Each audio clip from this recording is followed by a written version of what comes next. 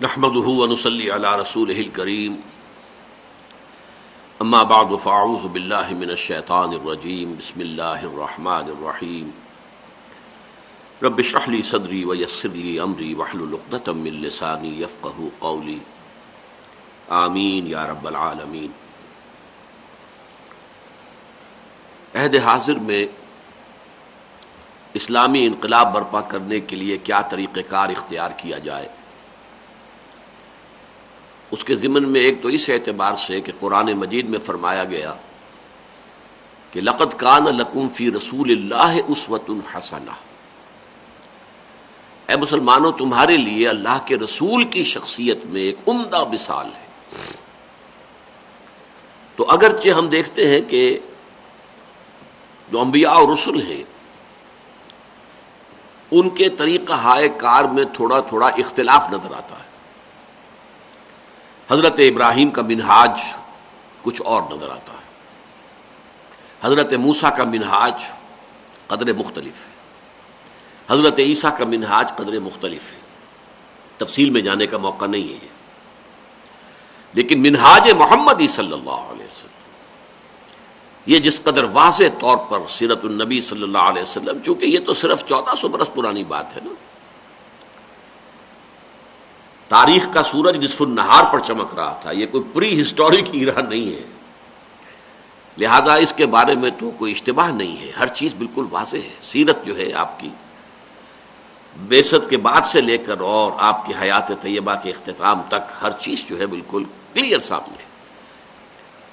تو ہمارے لیے جو اسوہ ہے در حقیقت وہ اسوہ محمدی صلی اللہ علیہ وسلم، اسی کو اختیار کرنا ہوگا۔ یہ بات جو قرآن مجید کی اس آیت سے مستنبط ہوتی ہے، اس کو کہا ہے بالکل واضح الفاظ میں حضرت ابوبکر صدیق نے رضی اللہ تعالی عنہ، اور پھر اسے ایک قاعدہ کلیہ کی حیثیت سے بیان کیا ہے امام مالک رحمۃ اللہ علیہ نے۔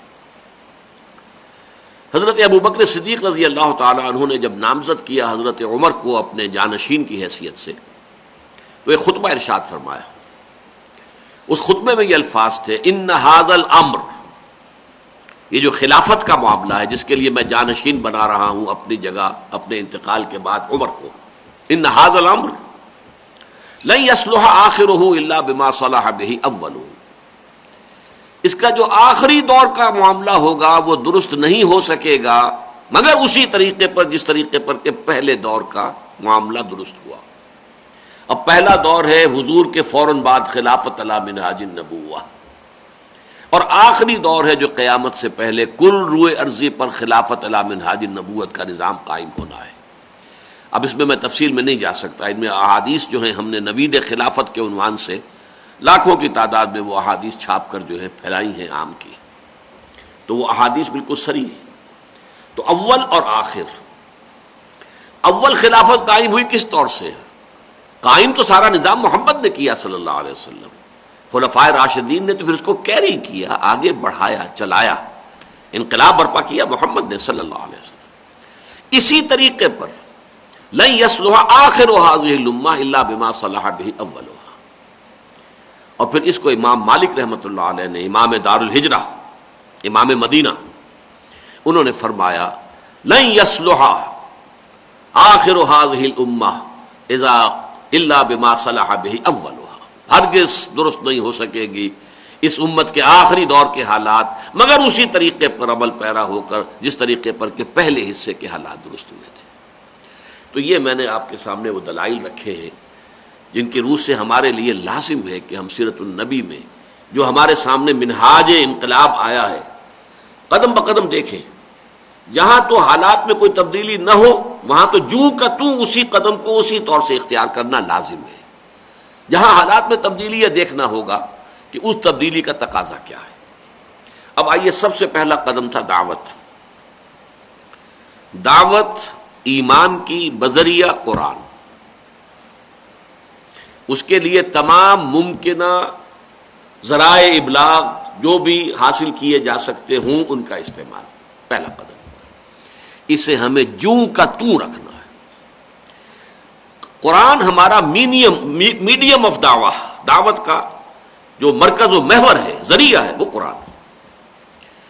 یہی وجہ آپ دیکھیے کہ میں نے ویسے تو یہ کہ سن 51 سے میں اسلامی جمعیت طلبہ کے زمانے سے ہی قرآن مجید کا درس دیتا چلا آیا ہوں، جمعیت کے اجتماعات میں، جماعت کے اجتماعات میں، جماعت اسلامی کے دور میں، لیکن سن 65 سے لے کر تو اور یہ آج تک تو میری زندگی کا اکثر و بیشتر جو ہے میری وقت، میری صلاحیت، جو بھی ورکنگ کیپیسٹی ہے، ایک تو آدمی سوتا بھی ہے، استراحت کرتا ہے، اس کو چھوڑ دیجئے، جو بھی ورکنگ پوٹینشیل ہے، جو بھی میرے ورکنگ آورز ہیں، ان کا بیشتر حصہ لگا ہے قرآن مجید کے پڑھنے، پڑھانے، سیکھنے، سکھانے، درس قرآن کے ذریعے۔ اسی سے یہ قرآن انجمن قائم ہوئی، قرآن کالج، قرآن اکیڈمیز، قرآنی تربیت گاہیں، قرآنی کانفرنسیں، پھر ہم نے خاص طور پہ تراویح کا نظام بنایا کہ کم سے کم رمضان میں ایک مرتبہ انسان قرآن مجید میں سے گزرے سمجھ کر۔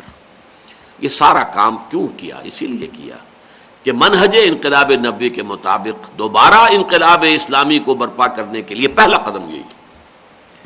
اب اس میں کیا ہوگا؟ چونکہ ہم نے یہ کہا کہ جو اصل فلسفہ ہے اس میں انقلابی وہ توحید ہے۔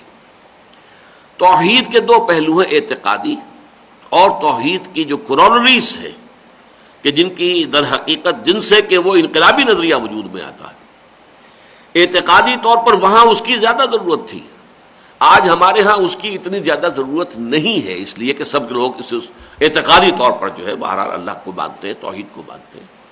عمل میں خامیاں کہیں ہیں، ان میں بھی بڑی باریک بحثیں ہو جاتی ہیں کہ اللہ سے دعا کرنے میں کسی کا واسطہ دیا جا سکتا یا نہیں دیا جا سکتا، اب اس میں بحثیں ہو رہی ہیں، لیکن یہ کہ دعا اللہ ہی سے کرنی ہے، حاجت روا وہی ہے، مشکل کشا وہی ہے۔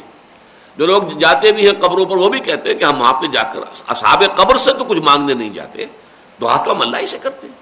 باقی قبروں پر جانے کی تو حضور نے فرمایا ہے کہ قبرستان جایا کرو، زیارت کیا کرو، جا کے وہاں سلام کرو، السلام علیکم یا اہل القبور۔ اب ان کے دلوں میں کیا ہے وہ ہم کیا کہہ سکتے ہیں، لیکن یہ کہ چونکہ جہاں تک نظری اعتبار سے at the face of it وہ توحید کو اعتقادی طور پر تو مانتے ہیں، البتہ اگر کوئی کمی ہے تو درس قرآن کے ذریعے سے ان کی وہ کمی بھی پوری ہو جاتی ہے۔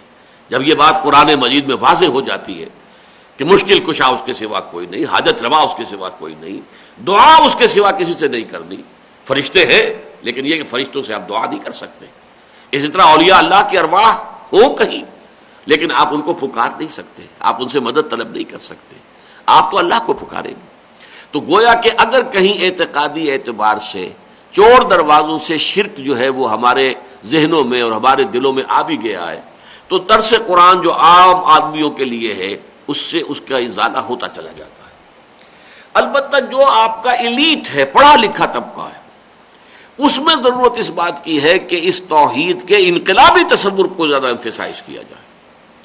انقلاب ہمیشہ دنیا میں جب آتا ہے تو پہلے اس قوم کے اندر جو انٹیلیجنسیا ہوتا ہے پہلے وہ کسی نظریے کو قبول کرتا ہے۔ انقلابی نظریہ ظاہر بات ہے کہ عام آدمی دیہاتی کی سمجھ میں شروع میں نہیں آتا، وہ تو جو انٹیلیجنسیا ہوتی ہے وہ سمجھتی ہے، پھر وہ عام ہوتا ہے، پھر وہ نظموں کے ذریعے سے، جیسا کہ آپ کو معلوم ہے مارکسزم کس بلا کا نام ہے، وہ یہ جو ریڈی والا کہتا تھا استحصال، تو اسے کیا پتا استحصال کے معنی کیا ہے، تانگے والا بھی استحصال کا لفظ بول رہا ہے، اتنا ثقیل لفظ ہے عربی زبان کا، انہیں کیا پتا۔ یہ تو سارا جو فلسفہ تھا مارکسسٹ، اس فلسفی جس سے ڈرامہ نویس فیض احمد فیض جیسے شاعر، بڑے بڑے لوگ جو ہیں افسانے لکھنے والے، ڈرامے لکھنے والے، وہ جب اس سے پوزیس ہوئے انہوں نے اپنے افسانوں، غزلوں، نظموں کے ذریعے سے وہ عوام کے اندر پہنچا دیا۔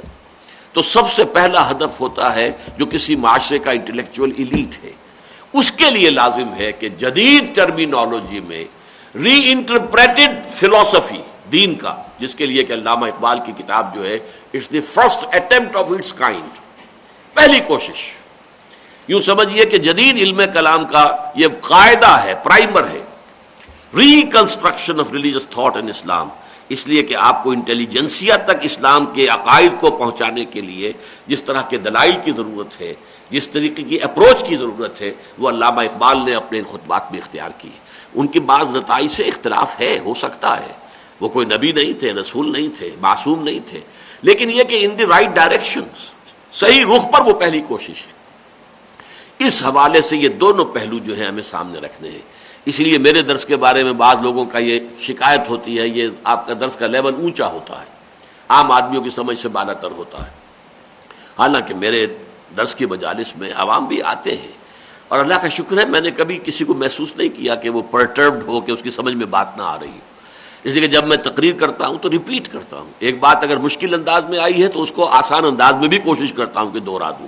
ایک بات انگریزی کے حوالے سے کہی ہے تو کوشش کرتا ہوں کہ اردو میں بھی اس کا متبادل جو ہے وہ لے آؤں. بہرحال یہ اپنی سی کوشش ہے، کوتاہیاں تو ہو سکتی ہیں، لیکن پہلی بات یہ ہے جوں کا تو ہمیں حضور کے اس لاہ عمل کو اختیار کرنا ہے کہ دعوت ایمان بذریعہ قرآن، اس کے لیے ذرائع ابلاغ جو بھی اویلیبل ہوں سب کا بھرپور استعمال. نمبر 2، آرگنائزیشن کے بارے میں میں آپ کو بتا چکا ہوں. اس کو ڈسپلن ہونا چاہیے، اس میں کارڈرز کا تعین ہونا چاہیے، کسی کی محنت، کوشش، جد و جہد، ایثار کے حوالے سے. اب اس میں یہ ہے کہ اگرچہ میرے نزدیک دستوری جماعت سازی بھی حرام نہیں ہے، جائز ہے. جیسے جماعت اسلامی ہے، اس کا ایک دستور ہے.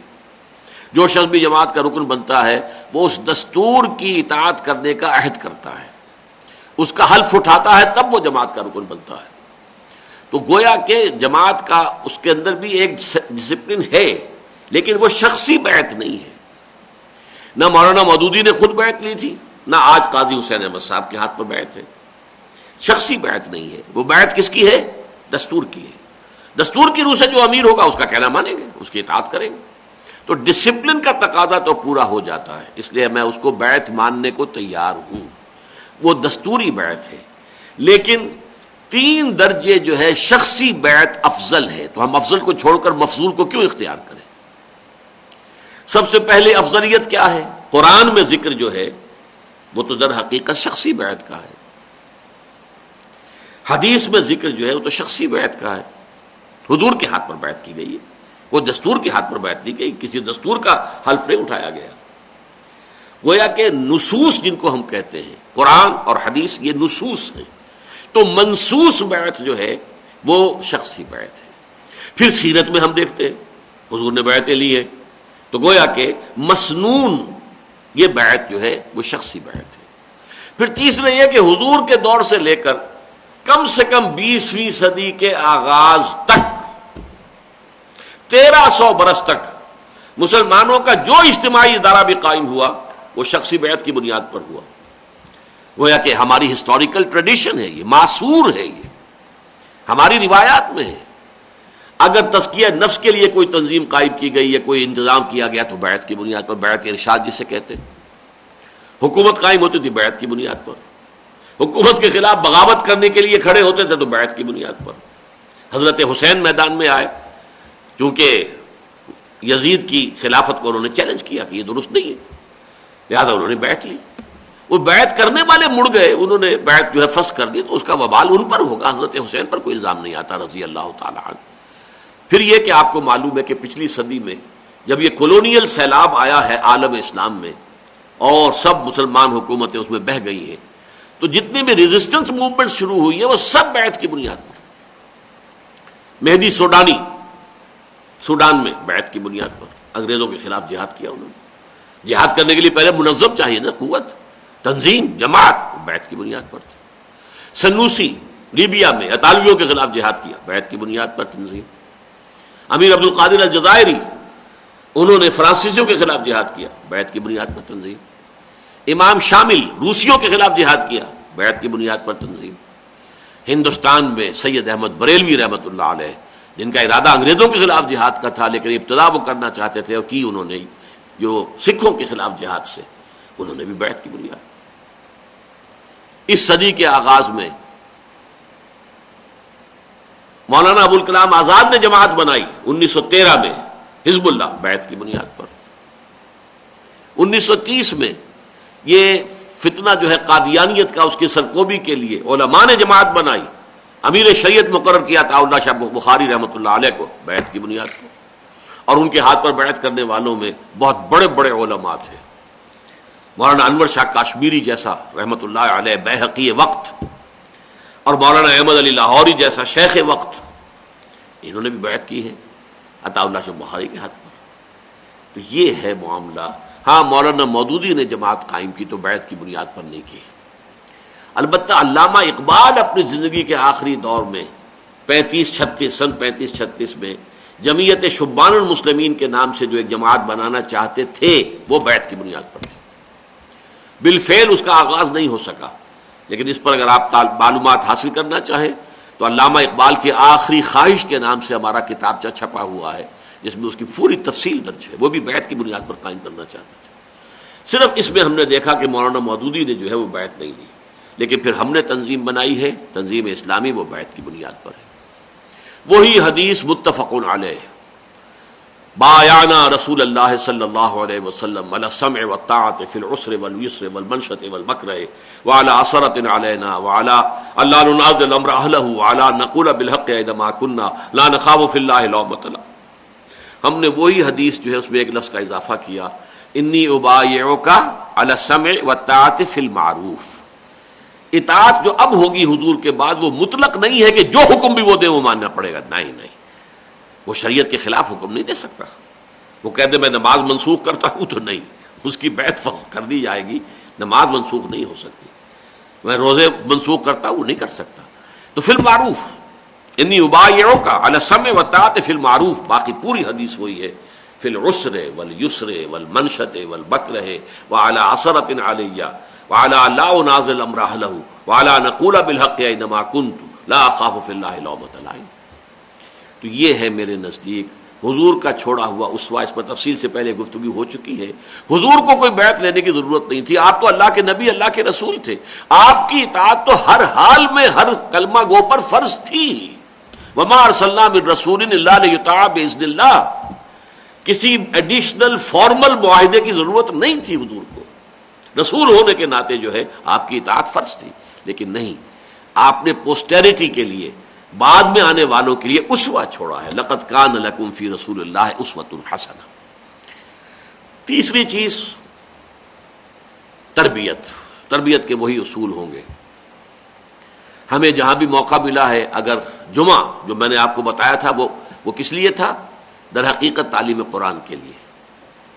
کان رسول اللہ صلی اللہ علیہ وسلم یقرأ آیات من القرآن ویذکر الناس. یہ دوسری بات ہے. ہمارے ہاں اب وہ ایک صرف ریچول بن کر رہ گیا، ایک جو ہے رسم ہے، اس کے اندر وہ اس کی روح ختم ہو گئی. ہمیں جہاں موقع ملا ہم نے اس جمعے کے اندر وہ روح داخل کر دی. قرآن مجید ہی کا تذکرہ، قرآن مجید ہی سے تذکیر، قرآن مجید ہی کے حوالے سے حالات حاضرہ کے اوپر بھی تنقید یا کوئی تبصرہ، سارا قرآن کے حوالے سے جہاں ہمارا موقع ہے، ہمارے ہاتھ میں ہے. ورنہ یہ ہے کہ بہرحال ہمیں اس کی جگہ اپنے ہفتے وار اجتماعات رکھنے پڑے ہیں. یعنی جو کام جمعے سے ہو جانا چاہیے تھا وہ اب جمعے سے تو حاصل نہیں ہو رہا. وہ تو ایک رسم بن گئی، رہ گئی رسم ازا روح بلالی نہ رہی، فلسفہ رہ گیا، تلقین غزالی نہ رہی. لہذا اس کے لیے ہفتے وار اجتماعات اور درس قرآن. ہماری سب سے بڑی علامت جو ہے تحریک تنظیم اسلامی کی وہ درس قرآن، درس و تدریس. اب یہ 1 ایئر کورس قرآن کا پڑھنا پڑھانا سیکھنا سکھانا، تاکہ وہ انقلابی فکر جو ہے وہ مستحضر رہے ذہن کے اندر، تازہ رہے، اس کے اوپر کہیں گرد و غبار نہ آ جائے. پھر نمبر 2 یہ کہ سب مطاعت کا عادی ہونا. یہ جو ڈسپلن ہے تنظیم کا، اس کی پابندی کریں گے تو سب مطاعت کی جو ہے وہ خوب جو ہے پیدا ہوگی، عادت ہوگی. اجتماع ہے، جانا ہے. چاہے آپ کہیں کہ صاحب وہاں کچھ حاصل تو خاص نہیں ہوتا، لیکن ڈسپلن کا تقاضا ہے کہ جائیں. چاہے وہاں خالی بیٹھے رہے، لیکن آپ نے ایک ڈسپلن کا تقاضا تو پورا کر دیا نا. آپ کو معلوم ہے فوج میں کیا ہوتا ہے؟ فوج میں جو سارے سال ایکسرسائزز ہوتی رہتی ہے کائے کے لیے. پاکستان بنے ہوئے جو اب 53 سال ہو گئے، اس میں کتنے دن فوج لڑی ہے؟ گنتی کے دن ہوں گے، 50 دن ہوں گے. اور کتنے ہوں گے؟ میجر صاحب بیٹھے ہوئے ہیں یہاں پر، سارے دن جوڑ لیجئے جو بھی جنگیں ہوئی ہیں تو کتنے دن ہو جائیں. لیکن یہ سارا سال مشقیں کیوں کرتے رہتے ہیں؟ ادھر سے ادھر، ادھر سے ادھر. ایکسرسائز، یہ ایکسرسائز ہے کہ جو در حقیقت چاق و چوبند رکھتی ہے. ان کا حاصل اس وقت کوئی جنگ نہیں ہوا، وہ خرچ ہوتا ہے بے تحاشا، اس کے اوپر پیسے خرچ ہوتے ہیں. ایکسرسائز ہوتی ہیں، یوں ہی تو نہیں ہو جاتی. ٹینک نکلتے ہیں، جہاز اڑتے ہیں، تو سارا کچھ خرچ ہوتا ہے تب. لیکن یہ کس لیے ہے؟ تاکہ چاق و چوبند رہے کارکن. تو نظم کے تحت اجتماعات کا جو نظام ہے اس کے جو پابندی کریں گے، پھر انہیں ہم ملتزم کہتے ہیں کہ واقعی وہ چمٹے ہوئے. التزام کے معنی چمٹ جانا، لزوم چمٹ جانا. وہ ہے ملتزم رفقا کے جو نظم کی پابندی کر رہے ہیں. تو اس سے یہ ہے کہ اس ڈسپلن کا عادی انسان ہوتا ہے.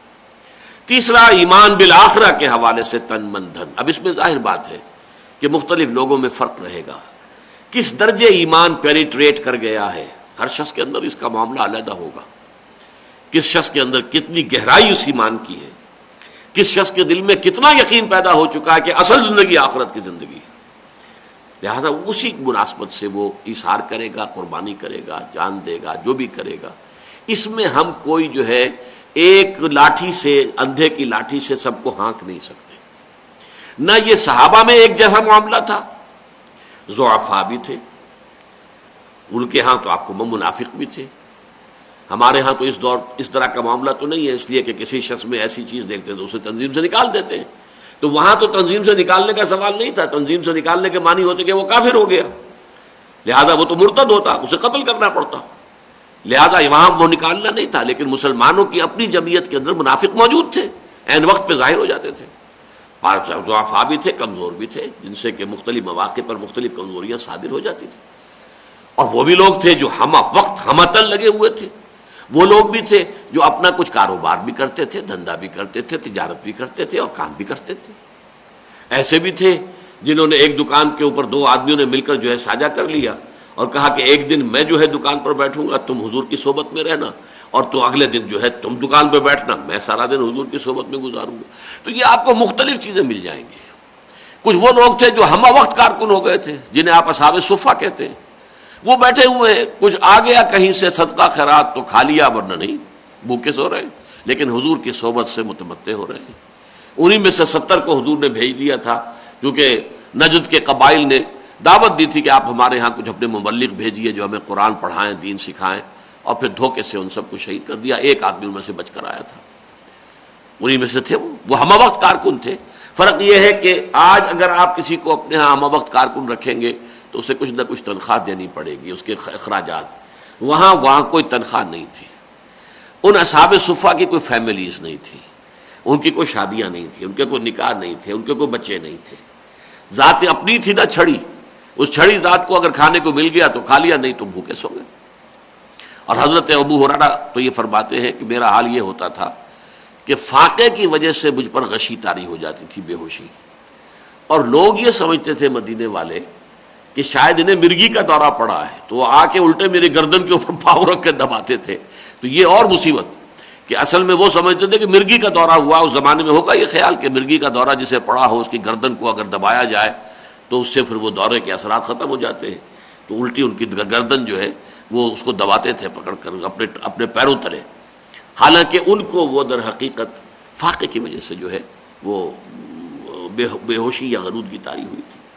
بہرحال یہ معاملہ ہے کہ وہ تربیت کے وہ سارے مراحل جو ہے ہمیں اختیار کرنے ہیں، اور رہ گیا وہ اصل تربیت، وہ میں پچھلے بیان کر چکا ہوں، قیام اللیل، اور پھر اس کے بدل کے طور پر ایک تو تھا وہ قیام 2/3 رات یا آدھی رات یا 1/3 رات، یہ تو رہا ہے صرف 10 مہینے یا 12 مہینے یا بعض روایات کی روح سے 16 مہینے، باقی اس کے بعد جو ہے اس کو نرم کر دیا گیا، فوراً جتنا پڑھ سکتے ہو پڑھ لو، اس کو مزید نرم کیا گیا۔ علم ان سیکون منکم مرضی وآخرون یضربون فی الارض یبتغون من فضل اللہ وآخرون یقاتلون فی سبیل اللہ فاقرؤوا ما تیسر منہ واقیموا الصلاۃ وآتوا الزکاۃ واقرضوا اللہ قرضا حسنا، یہ گویا کہ بدل کے طور پر اس کے دے دیا گیا۔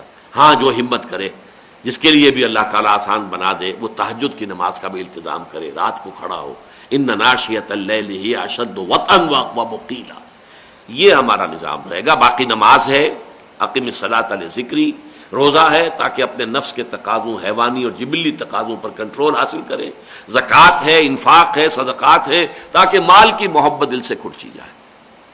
ان چیزوں میں کوئی فرق نہیں ہے، وہی کام جو حضور نے کیا تھا وہی ہمیں کرنا ہے۔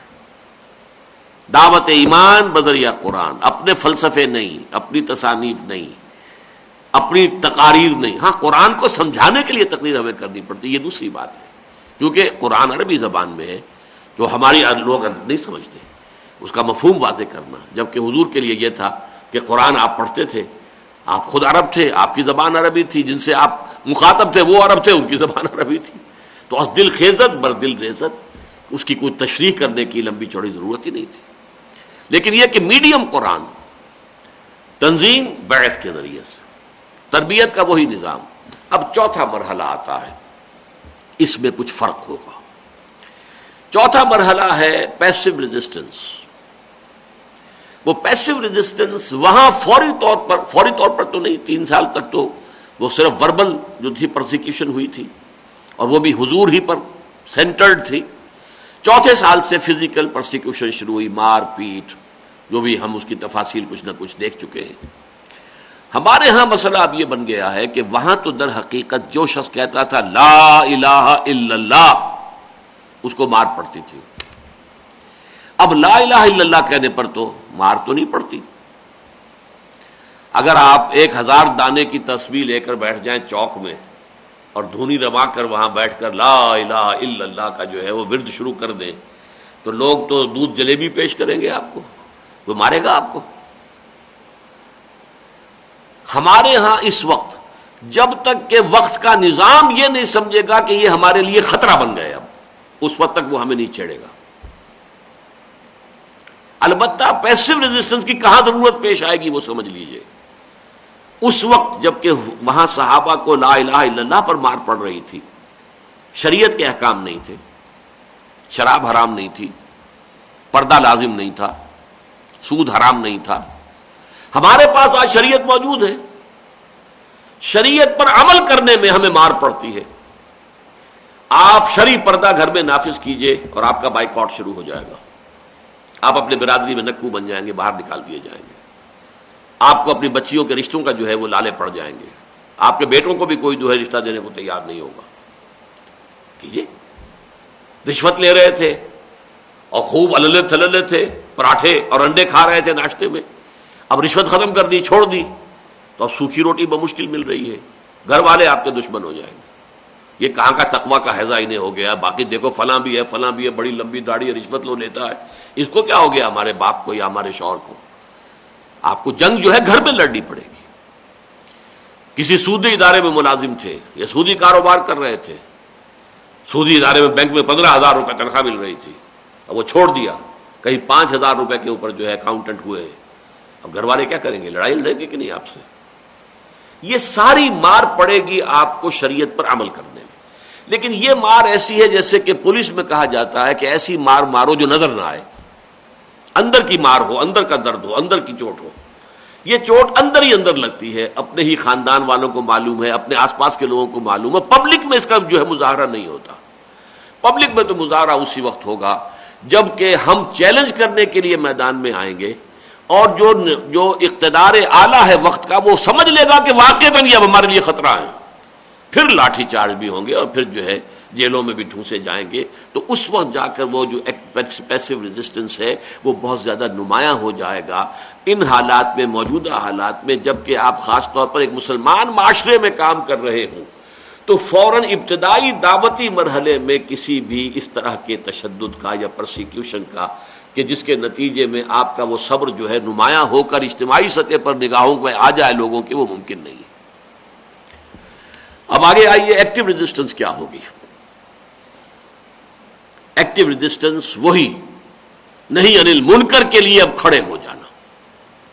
ویسے تو ہماری دعوت جو ہے وہ ساری کی ساری کیا ہے؟ وَلْتَكُن مِّنكُمْ أُمَّةٌ يَدْعُونَ إِلَى الْخَيْرِ وَيَأْمُرُونَ بِالْمَعْرُوفِ وَيَنْهَوْنَ عَنِ الْمُنكَرِ۔ دعوت کے یہ 3 ہی پہلو ہیں، خیر کی دعوت، اسلام کی دعوت، دین کی دعوت، بندگی رب کی دعوت، نیکی کا حکم دینا، بدی سے روکنا۔ لیکن بدی سے روکنے کے 3 مراحل ہیں۔ من رأى منكم منكرا فليغيره بيده فإن لم يستطع فبلسانه فإن لم يستطع فبقلبه وذلك أضعف الإيمان۔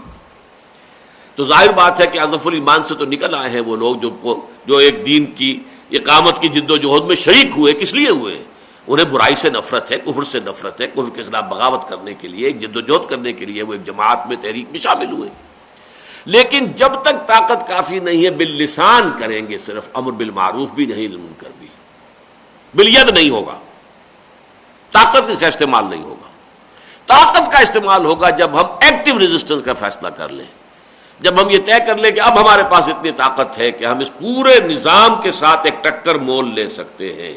وی آر اسٹرانگ انف، ہماری تربیت کا لیول بھی معیاری ہو چکا ہے، ہمارا نظم اور ڈسپلن کا معاملہ بھی قابل اعتماد ہے، تعداد بھی ہماری کافی ہے، اب ہم ایک ڈائریکٹ جو ہے کنفرنٹیشن مول لے سکتے ہیں.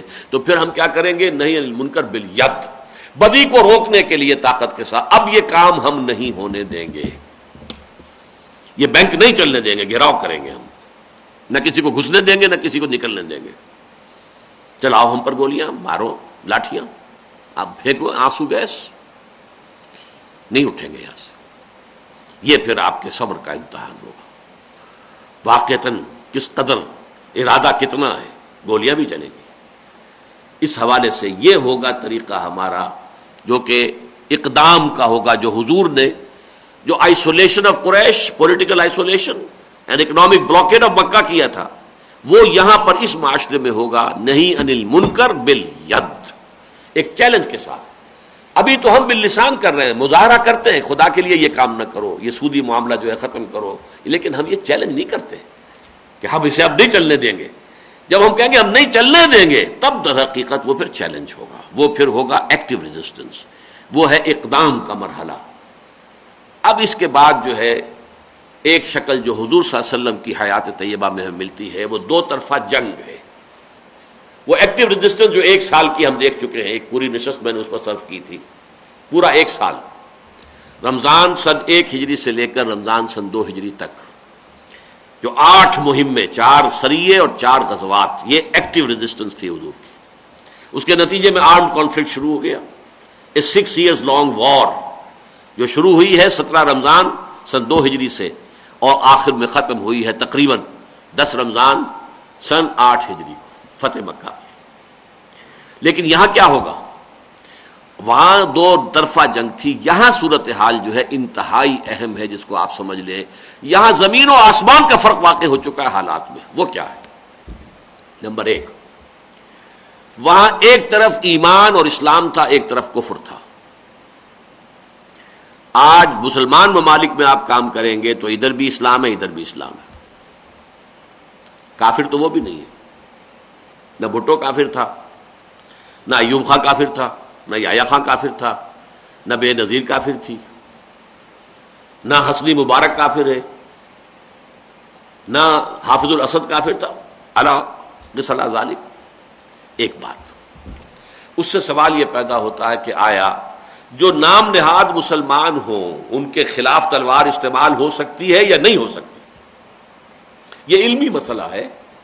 علمی مسئلے میں علماء بہت سے ایسے ہیں، خاص طور پر جو اہل حدیث مکتب فکر کے علماء ہیں، وہ کہتے ہیں نہیں، کلمہ گو اگر ہے، جب تک وہ کفر بواہ کا حکم تمہیں نہ دے کہ تم کفر کرو، تب تک جو ہے اس کے خلاف آپ طاقت استعمال نہیں کر سکتے، خروج نہیں کر سکتے، بغاوت نہیں کر سکتے. لیکن امام اعظم امام ابو حنیفہ رحمۃ اللہ علیہ کا فتویٰ ہے کہ کیا جا سکتا ہے، طاقت استعمال کی جا سکتی ہے، مسلح خروج ہو سکتا ہے. اور میں امام اعظم امام ابو حنیفہ کی رائے کا قائل ہوں. البتہ انہوں نے شرط عائد کی ہے کہ طاقت اتنی ہو جائے کہ کامیابی کم سے کم بظاہر احوال یقینی نظر آئے. کوئی انسین فیکٹر آ جائے عین وقت کے اوپر اور ناکام ہو جائے وہ بات اور ہے. جو کچھ حالات کے ویزیبل ہیں، فورسیبل ہیں، ان کے اعتبار سے آپ کی حیثیت ایسی ہو کہ کامیابی یقینی نظر آئے، تو پھر آپ جو ہے وہ طاقت استعمال کر کے اور مسلح بغاوت بھی کر سکتے ہیں. میرے نزدیک آج بھی وہ مسلح بغاوت اور 2 طرفہ جنگ جائز ہے، کوئی اسے ناجائز نہیں کہہ سکتا. اسے ناجائز کہنے والے جو بھی ہیں ان سے مجھے اختلاف ہے. البتہ فیزیبل ہونا اور ہے، پرمیسیبل ہونا اور ہے، فیزیبل ہونا اور ہے. کسی شے کا جائز ہونا اور ہے، اور اس کا واقعتاً ممکن ہونا یہ بالکل دوسری بات ہے.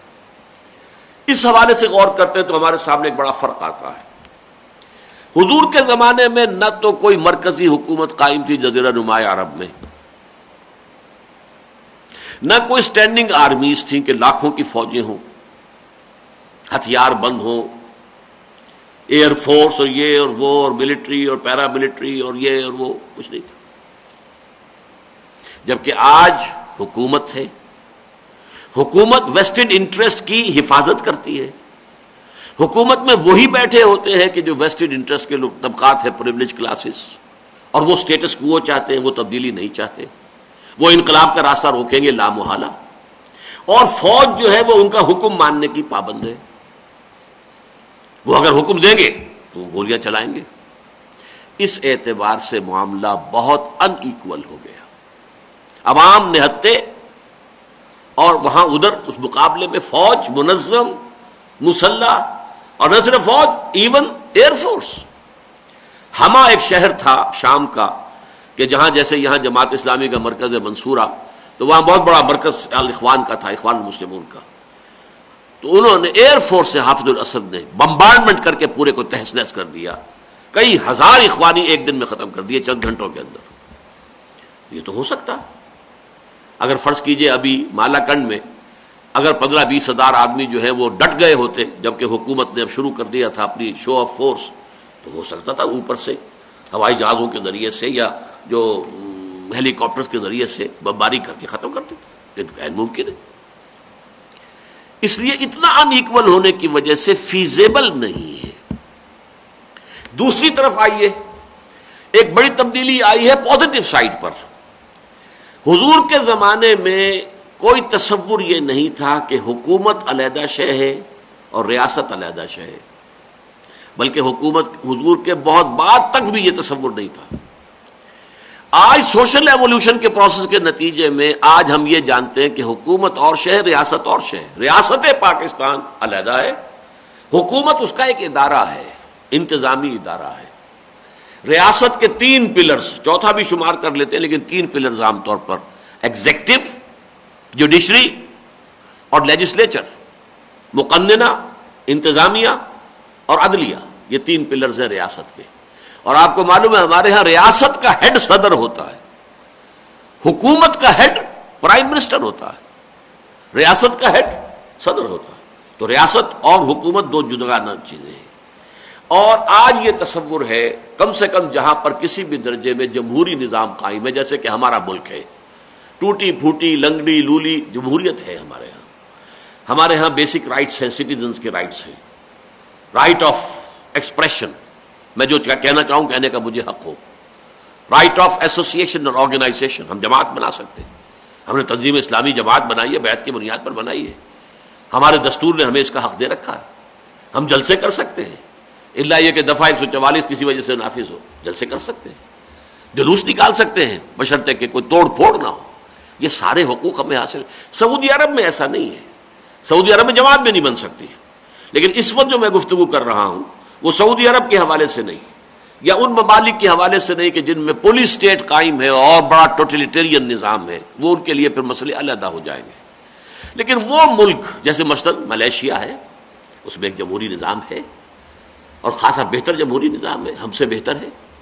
ہمارا بھی ہے، جیسے بھی ہے، لولی لنگڑی نہیں چلتی جمہوریت. ہماری تربیت نہیں ہوئی ہے، مضبوط آرگنائزیشن نہیں ہے، انسٹیٹیوشنز ڈیولپ نہیں ہو سکے ہیں کچھ وجہ سے، بار بار مارشل لا آنے کی وجہ سے. لیکن ہے جمہوریت. جمہوریت میں یہ حق ہوتا ہے لوگوں کو کہ وہ حکومت کو بدلیں، اور بدلنے کا ذریعہ یا تو انتخابات اور یا ایجیٹیشن، دونوں جو ہیں یہ دستوری ہے. دستور الاؤ کرتا ہے آپ کو ایجیٹیٹ کرنے کے لیے. You can come on the roads and agitate. یہ دستوری حق ہے شہریوں کا آج کے دور میں، بشرطے کہ آپ توڑ پھوڑ نہ کریں، آپ کسی کی جان کو مال کو نقصان نہ پہنچائیں، کسی کی املاک کو نقصان نہ پہنچائیں، بسیں نہ جلائیں، کچھ اور جو ہے توڑ پھوڑ نہ کریں، کاریں نہ جلائیں اور دکانوں کے شیشے نہ توڑیں. جلوس نکالنے کا حق ہے. ان چیزوں کو جب سامنے رکھیں گے ہم تو ہمارے سامنے یہ بات آتی ہے کہ مسلح بغاوت کے ذریعے سے انقلاب لانا اب بہت مشکل، بہت مشکل، بہت مشکل. ہاں کوئی بہت ہی خاص حالات کہیں ہو، ٹیرین ایسا ہو جہاں گوریلا وار ہو سکتی ہو، وہ معاملہ علیحدہ ہو جائے گا. اس وقت میں پاکستان کے حوالے سے جو ہے اس کو فوکس کرتے ہوئے کہہ رہا ہوں، یا جہاں پاکستان کے طرح کی کیفیات ہے کہ کچھ نیم جمہوری نظام قائم ہے، جو شہری حقوق ہیں حاصل ہیں، جماعتیں بنائی جا سکتی ہیں، اپنی رائے کا اظہار کیا جا سکتا ہے، اپنی ناراضگی کا اظہار بھی کیا جا سکتا ہے، ایجیٹیشن بھی کی جا سکتی ہے، مطالبے بھی کیے جا سکتے ہیں. تو وہاں کیا شکل ہوگی کہ اس کا الٹرنیٹ کیا ہوگا؟ نہیں انل منکر بالید، گھیراؤ. جیسے 50,000 شیعوں نے گھیراؤ کیا تھا سیکریٹریٹ کا اور اس وقت کے چیف مارشل لا ایڈمنسٹریٹر کی ناک رگڑوا دی تھی اور اس کو مجبور کر دیا تھا کہ وہ کمٹ کرے کہ میں اہل تشیع کو زکوٰۃ سے مستثنا کر دوں گا. کیا، مثال موجود ہے ہمارے. یہ کام شروع ہوا تھا ہندوستان میں. انگریزوں کے خلاف جو ہے سب سے پہلے گاندھی جی مہم چلائی تھی، وہ کیا تھی؟ Non violent naan cooperation. پہلا قدم کیا تھا؟ ہم کوئی تشدد نہیں کریں گے، لیکن ہم انگلینڈ کی بنی ہوئی کوئی چیز استعمال نہیں کریں گے، کپڑا نہیں خریدیں گے ان کا، ہم تو اپنی جو ہے سوت کاٹیں گے اپنی. وہ پوری ایک تحریک بن گئی تھی، بڑے بڑے لوگ جو ہے بیٹھے ہوئے ہیں اور سوت کاٹ رہے ہیں. وہ سوت کاٹ کر اس سے کھدر بنیں گے، اس سے وہ کپڑا پہنیں گے. ہم کیوں ان کے جو ہے یہ مانچسٹر جو ہے اس کے اندر جو ملیں لگی ہوئی ہیں اور فلاں جگہ پر وہاں کا کپڑا کیوں استعمال کریں؟ دن میں تارے نظر آ گئے جب ان کے کپڑے جو ہیں وہ بکنے بند ہو گئے. اتنی بڑی مارکیٹ انڈیا، اتنی بڑی مارکیٹ. آج بھی امریکہ کس قدر لالچی نگاہوں سے انڈیا کی مارکیٹ کو دیکھتا ہے. اس کے بعد اگلا مرض، ہم نمک بنانے جا رہے ہیں. وہ پہلی کنفرنٹیشن تھی، مارے کھائیں، بڑے بڑے لیڈروں کے سر پھٹے ہیں اس کے اندر، لاٹھی چارج ہوئے ان پر. اس کے بعد اگلا مرحلہ جو ہے ہندوستان میں نہیں آیا، اس لیے کہ سیکنڈ ورلڈ وار جب چھڑ گئی تو حالات جو ہے وہ ذرا مختلف ہو گئے. اور جنگ عظیم ثانی جب ختم ہوئی ہے تو نتیجہ یہ نکل چکا تھا کہ انگریز خود فیصلہ کر چکا تھا ہندوستان کو چھوڑ کر جانے کا. اب اس کی اتنی کمزور ہو چکی تھی حکومت کہ وہ اتنے دور دراز کے علاقوں پر اپنا قبضہ برقرار نہیں رکھ سکتا تھا. برٹشرز فیصلہ کر چکے تھے کہ وی ہیو ٹو گو. لہذا یہاں سے انگریزوں کو نکالنے کے لیے کوئی اور جد و جہد نہیں کرنی پڑی، نہ کوئی مسلح بغاوت کرنی پڑی، نہ یہ کہ کوئی ان آرمڈ ریوولٹ کرنی پڑی. لیکن اس کا آخری نشان ہمیں نظر آتا ہے ایران میں. ایران میں پھر جو کچھ خمینی کے ماننے والوں نے یا اس کے جو بھی متبعین تھے انہوں نے کیا ہے وہ ان آرمڈ ریوولٹ ہے، غیر مسلح بغاوت. سڑکوں پر آ گئے، بلاک کر دیا، فائرنگ ہوئی، جانے دے دی، بھاگے نہیں. ہیلی کاپٹر سے فائرنگ ہوئی، مر گئے. عورتیں تک نکلی ہیں، جلوس نکال کر باہر آئی ہیں، اور شیر خوار بچوں کو گود میں لے کر. اس سے زیادہ بڑی بات کوئی نہیں ہوتی. ماں کے لیے بچہ اس سے زیادہ محبوب کوئی شے ہے؟ لیکن وہ اس جلوس میں آ رہی ہے جس میں گولیاں چل رہی ہو، بچے کو گود میں لیا ہوا ہے. خود بھی مرے گی تو گویا کہ بچہ بھی گیا، ورنہ وہ بچے کو گولی لگ گئی تو بچہ اس کے سامنے رکھ دو. جب یہ ڈٹرمنیشن دیکھی ہے تو پھر ظاہر بات ہے کہ اسے نظر آ گیا بادشاہ کو کہ اب فوج میرے خلاف ہو جائے گی، کب تک مارے گی قوم کو. یہ ہے اصل نکتہ. جیسے کہ بھٹو کے ساتھ معاملہ ہوا تھا کہ بھٹو نے چند دن پہلے کہا تھا کہ میری کرسی بہت مضبوط ہے. اس نے ٹیلی ویژن پر باقاعدہ اپنی کرسی کے یہ دونوں ہتھے جو ہیں ان کو پکڑ کر کہا تھا، جیسے میں نے اس وقت پکڑ کر کہہ رہا ہوں، میری کرسی بہت مضبوط ہے. لیکن لاہور ہی میں بریگیڈیئر محمد اشرف گوندل سب سے پہلے کھڑے ہو گئے. انہوں نے کہا کہ اب ہم مزید فائرنگ نہیں کریں گے، go and have a political settlement. دو اور آگے بریگیڈیئر ان کے ساتھ شامل ہو گئے. بھٹو کو میسج پہنچ گیا کہ اب فوج میرا حکم نہیں مانے گی. تب اس نے پی این اے کے لوگوں کو بلایا اور پھر اس کے ساتھ مصالحت اور ساری جو ہے نیگوسیشن ہوئی. یہ ہے کہ اگر ان آرمڈ ریوولٹ کے ذریعے سے لوگ طے کر دیں کہ ہم جانے دینے کو تیار ہیں لیکن یہاں اب انقلاب آئے گا، یہاں تبدیلی لانی ہے، تو پھر حکومت کو گھٹنے ٹیکنے پڑتے ہیں. اس لیے کہ ایک وقت پر آ کر نیشنل آرمی جو ہے وہ پھر ہاتھ اٹھا دیتے ہیں، ہم مزید نہیں مار سکتے. یہ لوگ کون ہیں؟ ہماری قوم کے لوگ ہیں. یہ کوئی ہندوستان سے تو نہیں آ گئے، کوئی ہندو اور سکھ تو نہیں ہے. یہ اسی ملک کے، اسی پاکستان کے کت اینڈ کن ہمارے اپنے. ہو سکتا ہے کہ ایک فوجی جو گولی چلا رہا ہے اسی کا بھتیجا یا بانجا جو ہے اس جلوس کے اندر شامل ہو کے جو سامنے کھڑا ہوا ہے، ممکن ہے. لہذا ایک وقت میں آ کر فوج جو ہے باؤنڈ ہے کہ وہ کہے گی کہ نہیں. دو مثالیں موجود ہیں. اینٹی بھٹو موومنٹ میں بھی ہوا 1977 میں، اور یہی ہوا ہے، ورنہ کیا ضرورت تھی شاہ کو بھاگنے کی. شاہ بھاگ گیا، انقلاب آ گئے. یہ ہے اس دور میں آخری مرحلے کی فیزیبل شکل. اس میں مزید یہ نوٹ کر لیجئے، اگر آپ بغاوت مسلح کی بات کریں گے تو اس کو اگر آپ نے اوپنلی کہہ دیا تو آپ کو فوراً بین کر دیا جائے گا. دستوری طور پر آپ کو حق ہی نہیں رہے گا کہ آپ کو جماعت بنائیں. لیکن یہ چیز وہ ہے جو ہم کہہ سکتے ہیں برملا کہ ہم ان آرمڈ ریوولٹ کریں گے، اور اس میں کوئی ہمیں نہیں پکڑ سکتا کہ تم خلاف دستور بات کر رہے ہو یا خلاف قانون بات کر رہے ہو. نہیں، ایجیٹیشن ہے. ہم ماریں گے نہیں کسی کو، اپنی جانیں دینے کو تیار ہوں گے. ہم کوئی گھیراؤ کریں گے، جلاؤ نہیں کریں گے. ہم کسی کے جان اور مال کو نقصان نہیں پہنچائیں گے. ہم برملا یہ کہہ رہے ہیں اور ہمارے اوپر کوئی اقدام نہیں ہو سکتا، اس لیے کہ یہ چیز ایسی ہے ہی نہیں کہ جس کو قابل گرفت ہو. تو پلان جو کچھ کیا جا سکتا ہے وہ یہی ہے، اعلان جس کا کیا جا سکتا ہے وہ یہی ہے، فیزیبل اگر کوئی ہے تو یہی ہے. لیکن حرام نہیں ہے مسلح بغاوت بھی، اگر حالات اس کا تقاضا کریں اور فیزیبل نظر آئے تو مسلح بغاوت بھی جائز ہے۔ یہ میں نے ان 6 جو بھی مراحل تھے ان کے ضمن میں آج ہمیں کیا کرنا ہوگا، منہج انقلاب نبوی کو ہم آج کے حالات میں ٹرانسلیٹ کریں گے تو کیا کیا اس کے اندر چھوٹی چھوٹی تبدیلیاں آئیں گی، وہ آپ کے سامنے بیان کر دیں۔ اقول قولی ھذا واستغفر اللہ لی ولکم ولسائر المسلمین والمسلمات۔